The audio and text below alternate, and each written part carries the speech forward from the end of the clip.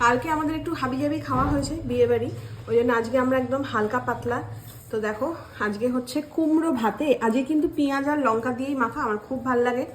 পাতি লেবু রয়েছে আর তার সাথে রয়েছে মাছের ঝোল, মানে একদম ডাঁটা বেগুন আলু পটল দিয়ে পাতলা যে ঝোল হয় না, তার মধ্যে পাতি লেবু চিপে খেতে ফ্যান্টাস্টিক লাগে।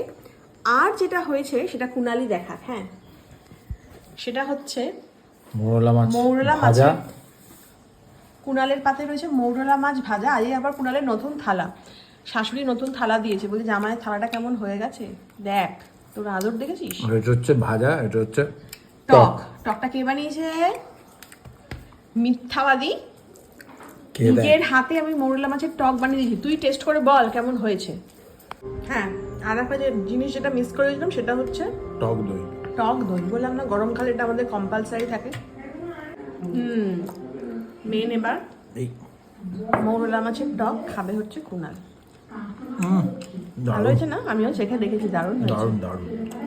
বহুদিন বাদে খাচ্ছ বলো? কুনালের একদম আমার ভালো লাগে, hot মৌরলা মাছ favorite। ভাজাও ভালো লাগে, এটাও ভালো লাগে। না টকটা ভালো হয়েছে না? খুব গরম।